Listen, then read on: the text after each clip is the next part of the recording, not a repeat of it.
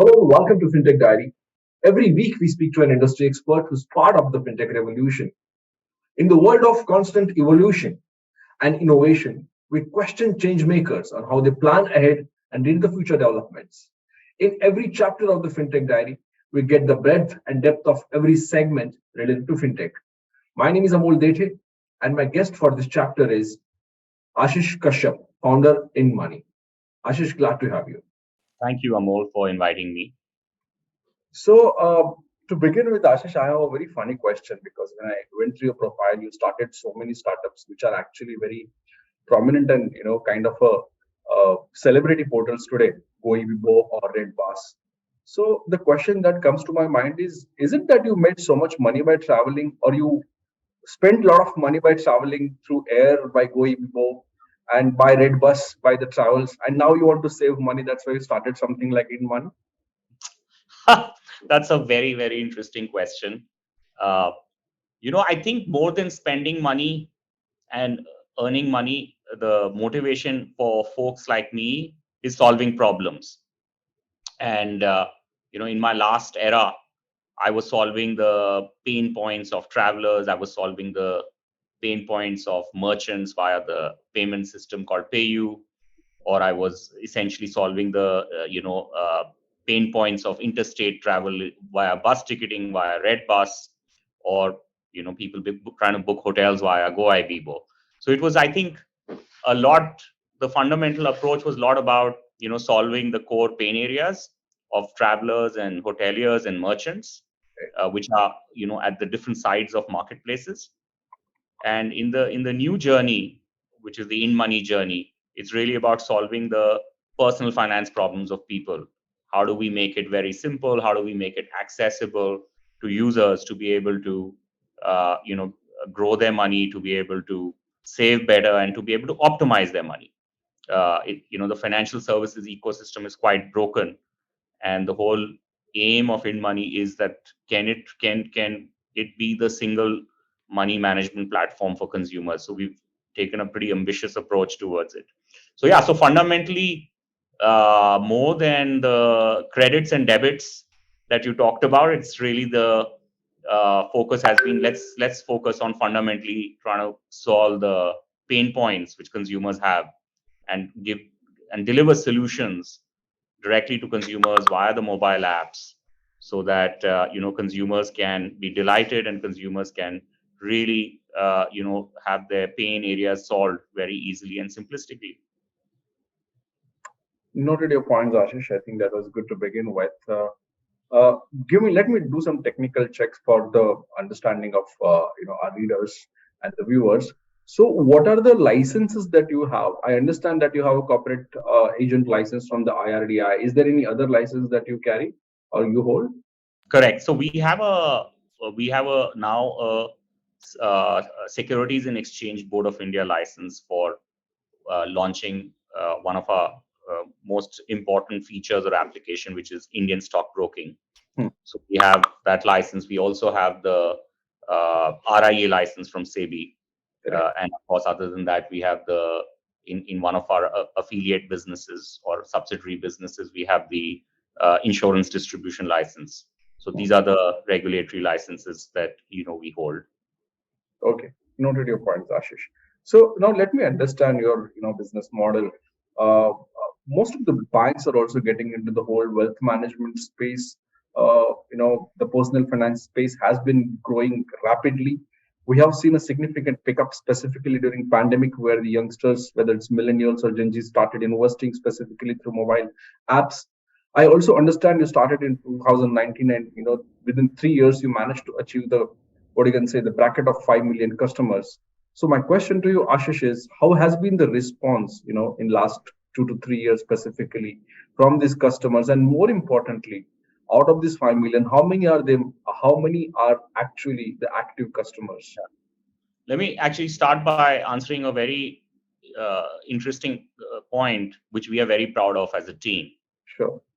Our first 1 million users on InMoney came organically, all through word of mouth, which means that as you know, in fintech, one of the biggest holy grails is cost of acquisition. Yes. And for the first 1 million users, we didn't need to incur cost of acquisition. And that really happened because we built a strong, valuable product for consumers, a product which is solving a lot of good pain areas for them. What what the product did for them when we launched as a step one was, first, it enabled the consumers to, in a single app, bring all their money automatically and organize their money.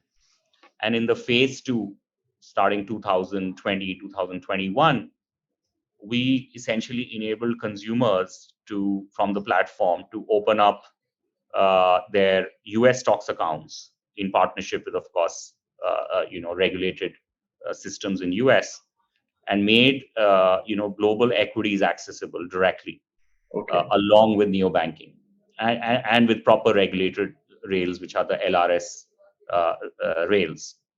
Uh, it was a Herculean task at our end, but again a massive problem which consumers wanted to be solved, which is to be able to access an Alphabet or a Meta or a Amazon or a Nasdaq ETF, etc., etc. So all of these unique features combined with our neo banking, because you cannot kind of conduct your transactions without having a neobank, because neobank is the regulated bank. All of these unique features enabled us in the phase one to bring onto the table a very good organic set of users, which is what is a testimony to the fact that we are solving some deep problems for the users. So when it comes to now your whole profile, what kind of customers are coming on your platform, and what are actually they doing? Where are their interests? Yeah, so the customers on our platform are, as we are growing, it's more and more younger generation, which Right. is 24 to 34 years is our primary audience. Uh, that is the general customer profile that is coming onto the platform. Hmm. And their core reason to come to a platform like ours Hmm. is to be able to micro save, is to be able to invest. That is Hmm. their core reason to use our platform. From a single platform, they're able to save. We have a very interesting feature called mini save, for example, Hmm. where these customers can set up mini saving pots, automatic mini saving pots, whenever they spend. So for example, if somebody is spending on Uber or Swiggy or Zomato or Amazon or anything, we help the customers to round up and save money in saving pots. So the other is, of course, for them to be able to directly invest. We offer a platform where consumers can, as I just said, invest in global equities and now in mutual funds. Consumers can also open deposits from our platform. So it's a single platform where consumers are able to save and invest. And very soon we're launching Indian stocks. So hence we would be giving a full complete suite to the users in a very simple and easy way for them to be able to meet their saving and investing needs. Okay, but coming back to the earlier question, out of this large base of customers, out of which you had a organic 1 million customers, how many are the active customers? How many are the repeat customers? And how many customers are, what you can say, are constantly engaged on your platform? So let me just put it this way, that when a consumer starts saving on a platform like ours Right. or starts investing, then 95% of them are engaged. It's a very, very sticky aspect. The minute the consumer starts saving, so the minute the consumer actually does his or her profile verification and KYC and starts saving and investing, then 90 to 95% of these consumers become very, very sticky to the platform. Okay. Uh, and that is what I think is very, very different from any other consumer tech play. Right. Uh, in this fintech play, the key is trust. And the minute the consumer trusts you to say, listen, I'm going to use your platform, leverage your platform to save or invest, the stickiness is just humongous. Okay. Sure. Now, Ashish, let me take your perspective more than the answer and understand how this space is growing or how this space is evolving. In my observation, and most of the times even the CEOs of insurance complains that the penetration is really less, and that is the case since ages. It's not today. Since 2 decades, the penetration has not moved a lot. That is part number one. And people are buying insurance only, you know, to because certain products are mandatory, like third party and all.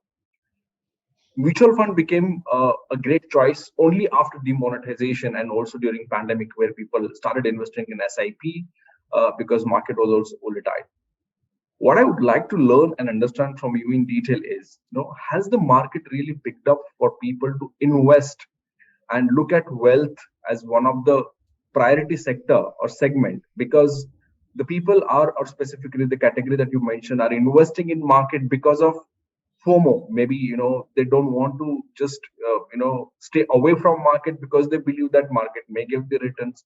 So, what are your observations here? Is this a regular practice that we are seeing, that the people are actually investing in wealth or maybe saving their money? So I think there has been a massive shift over the last 24 months. But to go deeper into this answer, let me first break up that there are two kinds of customers. There's customer one, which is a trader, which means that that customer, there is a bit of a gamification dopamine dimension to that. Okay, which means that the customers, the high out there is not just, okay, I want to compound my money, but I want to find a way to create some returns very, very quickly. So there is a trader type of a community. And then the other are people like you and me. I'm assuming you and me are similar in terms of wanting to compound for a long term.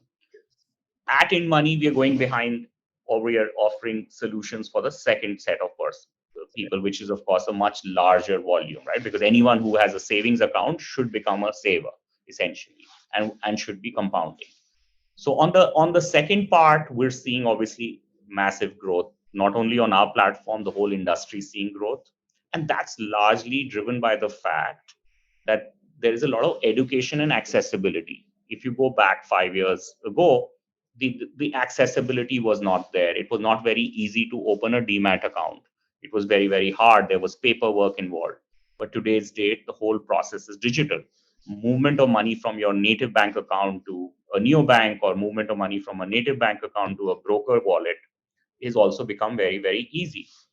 And the last part of it is that technology has enabled consumers to be able to imagine the compounding benefits, which means that if a consumer was to save $100 every day over 10 years, the consumer is able to now understand, through of course a lot of education, etc., that listen, that 100 rupees saved every day and put into long-term equity assets can become 15 lakh, 16 lakh rupees over a longer period of time. So that the benefit and understanding of compounding, that you make interest on interest or return on return, I think that's something which people are digesting.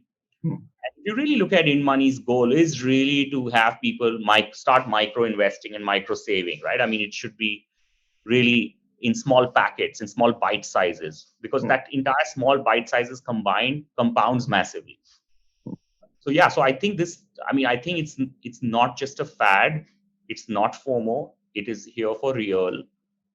In fact, a platform like ours sketches a user's net worth as he saves and invests on a platform, and also kind of shows him, look, what's the picture 5 years from now, 10 years from now. So definitely, this is not a fat curve. This is really a shift which is happening, which is consumers are realizing the fact that if their financial future has to become really valuable, they have to compound their money. Sure, Ashish. I was just noting to your point that is quite meaningful one. Uh, Let me, understand more here in terms of the difference that you're making.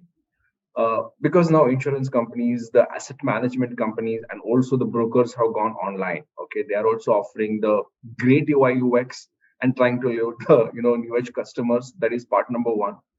How do you see the whole competition in this space? Because large banks have opened their wealth management arms. They're going, really high, specifically targeting the depositors, and because they see that they could be the new investors. So, in this whole scenario, how do you see, the space for new age companies like you? Because the competition is actually growing really high.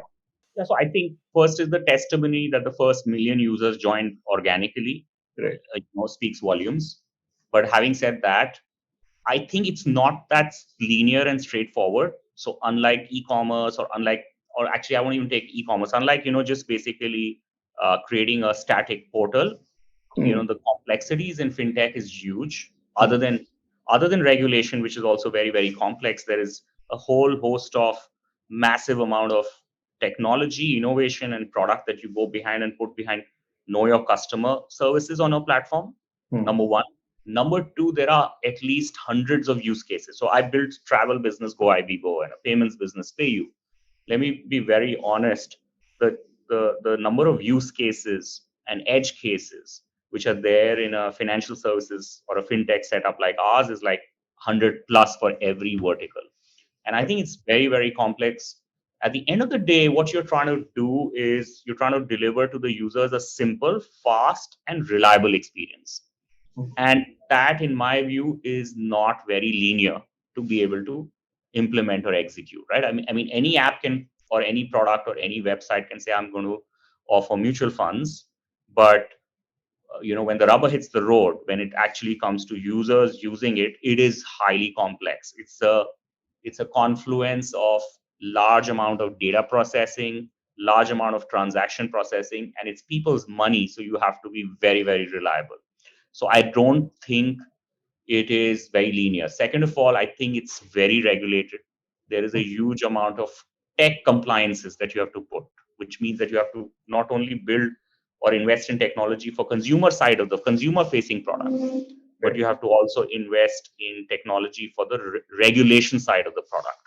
Okay, for example, velocity checks, Right. also looking at if there are any suspicions, could there be a money laundering suspicion. So there is huge amount of machine learning involved, in, for example, checking the face is matching on your masked Aadhaar, right? Hmm. And obviously you can't do that manually. You have to do that using machine learning, using really really strong data science. So I think at the outset, it is not that linear, and it is very very complex at the back. Hmm. Uh, and having experienced the prior businesses, the complexity is 10x level. Absolutely. And especially when you move from one vertical like a mutual fund to stocks, the complexities of both these verticals is so different. So that's, I think, Hmm. really one point which is I would call it an execution mode, execution and technology mode. Hmm. I would really put this in that bucket.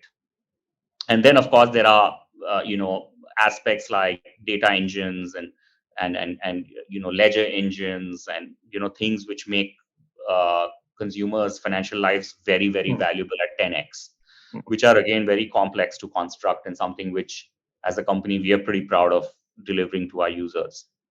Okay. Okay.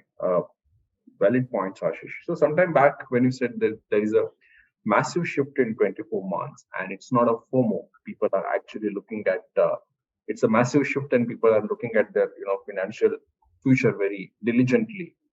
What do you think has changed in last 24 months? Is it the pandemic, or is it the new age companies like maybe you, Zerodha, and other wealth management portals which are available and trying to reduce the complexity which was there earlier with the traditional banking, finance, and all the investment companies? Yeah, I think it is really combination of all of these, which is companies like us which are making things accessible, making things easy, understandable to users. Users are able to conduct transactions in few clicks, few taps, uh, transparency, and also of course, with the tipping point which came during the pandemic because people saved more.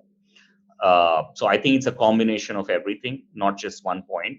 And it's pretty much like any market creation doesn't happen because of one reason; it happens because of multiple reasons. So if you look at during demonetization, it gave a huge fillip to payments. Why? Because there were these applications which are already there, which enabled payments via UPI systems or wallets, and then there was also demonetization. So there were multiple, points which were playing, for the payments ecosystem. And in the similar light for the capital markets or investing ecosystem, it's pretty similar. It's like multiple things which have happened together.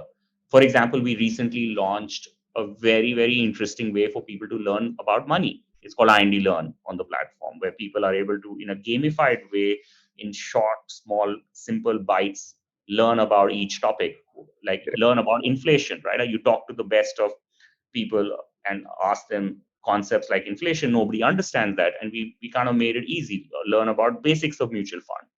And people then, of course, get certification from INDmoney. And there is, of course, a lot of dopamine also. So we do a lot of such things, which is making, which is basically removing that knowledge arbitrage. If you look at the past, Amol, if you look at the past, essentially there was a knowledge arbitrage, and hence the traditional financial services would make money off you because of that knowledge arbitrage.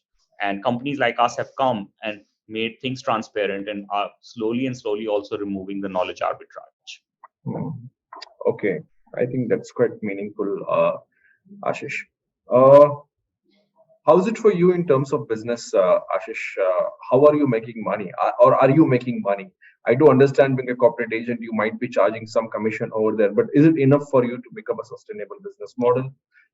Because traditionally, again, maybe your operation cost could be much lower than the traditional business companies or the finance companies. But is it sufficient for you in terms of become profitable or create a sustainable model?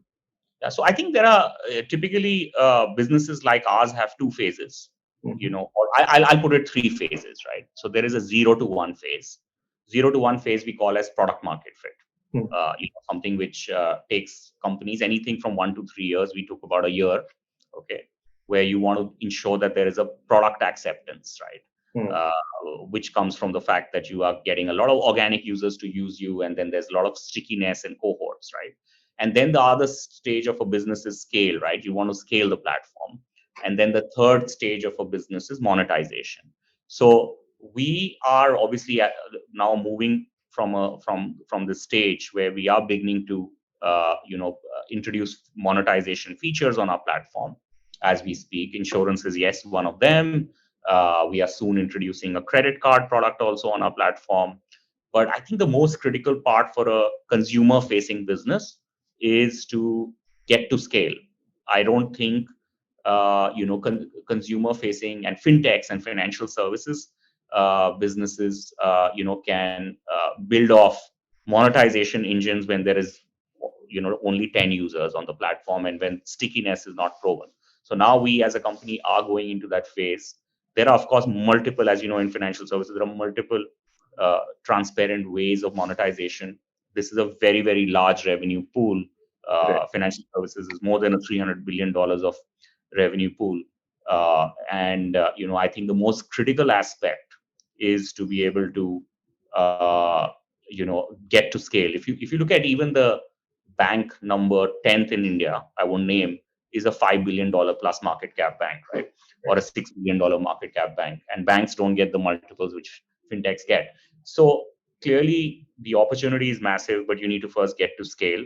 And every company has its own ways of scaling. We've really focused hard on scaling organically, word of mouth, referral, product innovation, technology, and so on and so forth, rather than saying let's do mass advertising. Right. At some point of time we would, of course, when we start getting into double digit million user base kind of a situation. But that's the way we really look at our scale and monetization strategy. Okay. Uh, Noted your points, Ashish. I have a very, a critical question here, or maybe I just want to see your opinion in terms of how do you look at it. So, no matter at one argument, at one side, the argument is this that a huge market is still untouched or untapped. Lot of, huge scope for BFSI companies to go and tap that market. That is one side of the argument. But on the other side of the argument, when you actually look at the per capita income or the earnings of the people, it's not huge when you go out of urban India.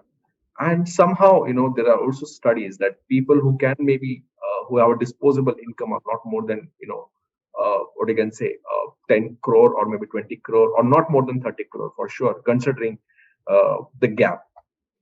Do you think that there is a huge scope? I mean, do you still think, considering this data, that there is a huge scope for people to invest money?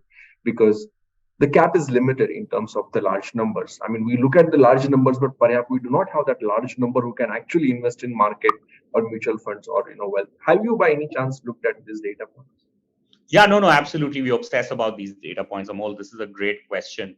And, from our perspective, it's very, very clear that a person in India who's a taxpayer, this particular person is, our addressable audience right now. Okay. What we call as TAM, right? Very popularly.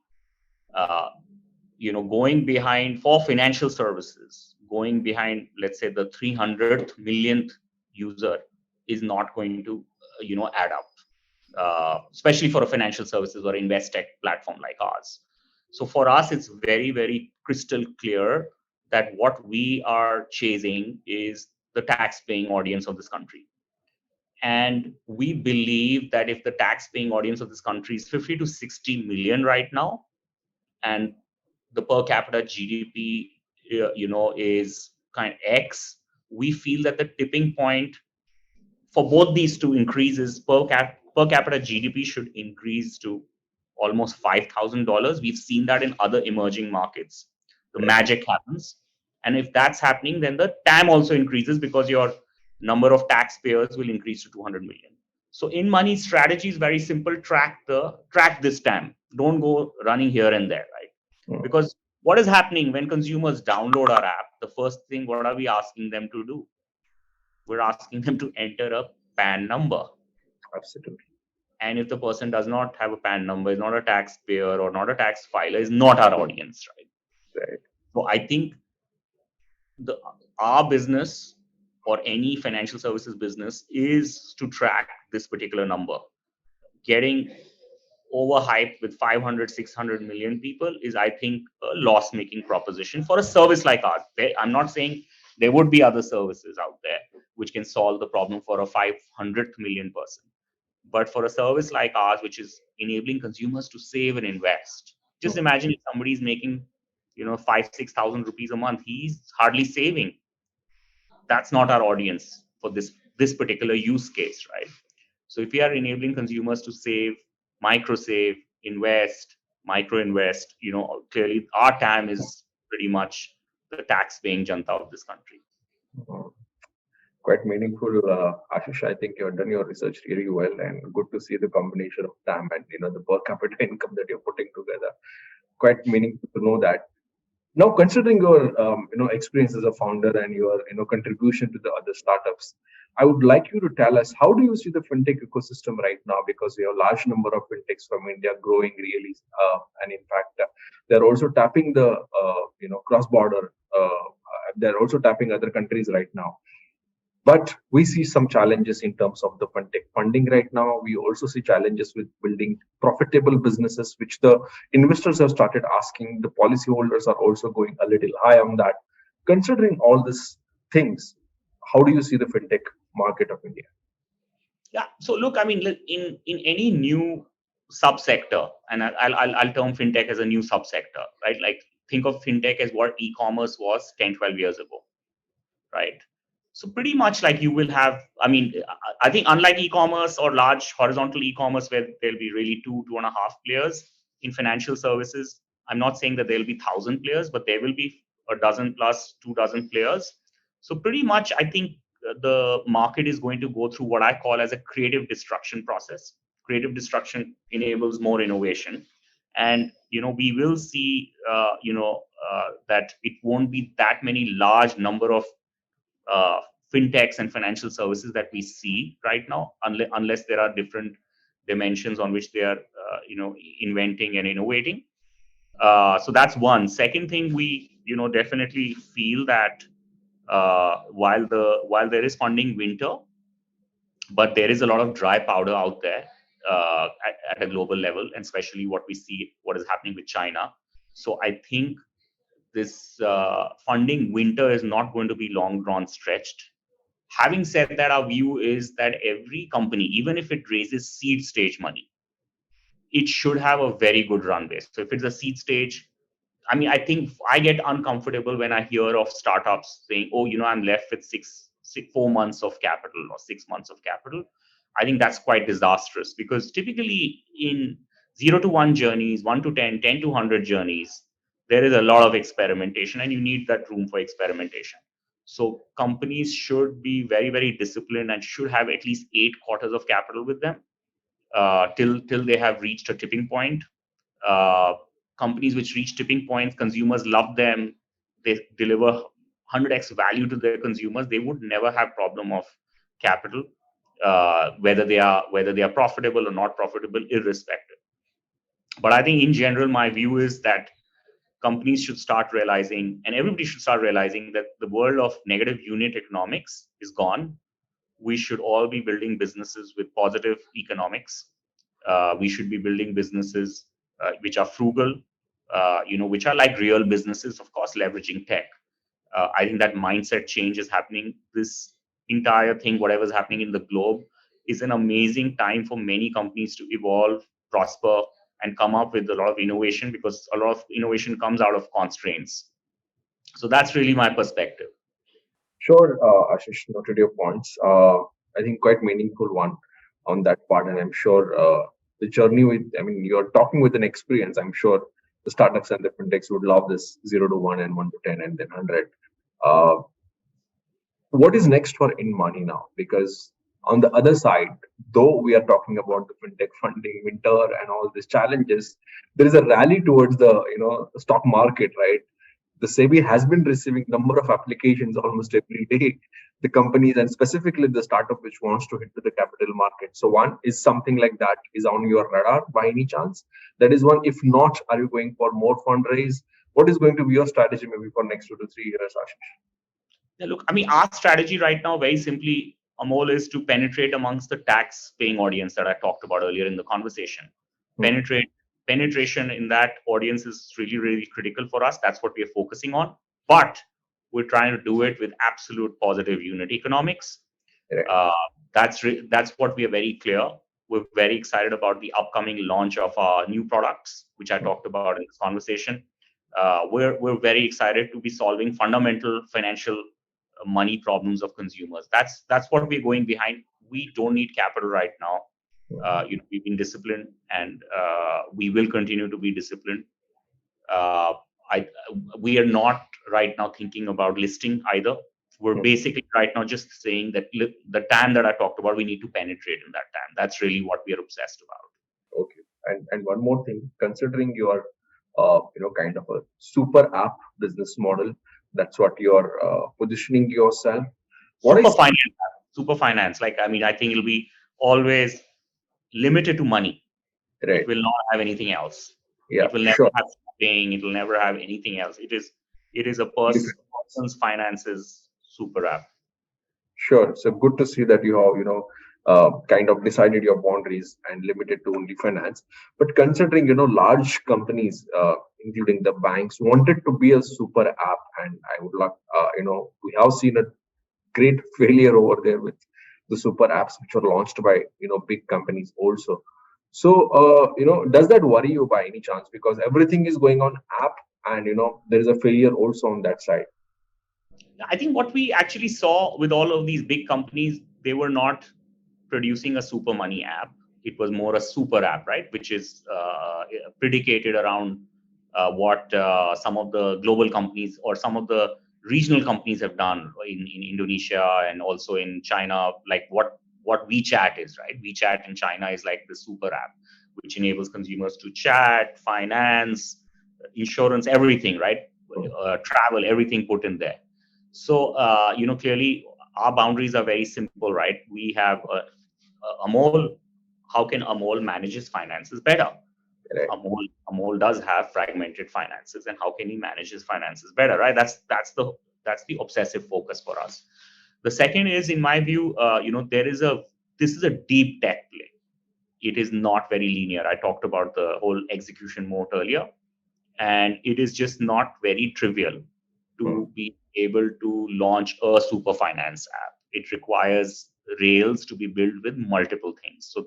So clearly, it is not a very linear function. It requires depth in whatever you do. So if your app has mutual funds in itself has so much of nuances. Like, Yes. mutual funds has like 10 different types of transactions. Hmm. Okay. Mutual funds has so many other complexities and nuances that you can't just linearly go and say, okay, I'm going to launch mutual funds and people will start buying it, right? For example, if Amol has a mutual fund on our app, wants to sell or redeem, our app tells him what would be his taxation on it. And that computation happens on runtime. And are there going to be any exit loads? So again, like, this is just one example I'm giving you, Mhm. but I think it's not that linear. And I'm also not saying that there won't be other broad-based horizontal finance apps which won't succeed. But at the same time, I would like to say that it's not that linear. Agree with you. I think it's a very complex product for sure, and the whole investment part is very complex, no doubt about it. But good to see the companies like maybe yours and others, specifically entering in this place and trying to declutter the space. I hope a lot of people will try to invest and save some money for sure. But good chatting with you, Ashish. Thanks for all the Thank, information and the perspective that you shared. thank you very much, Amol, for having me over on your show. Thank you, and thank you, ladies and gentlemen. That's a wrap from FinTech Diary. Thank you so much for watching etbfsi.com. Thank you.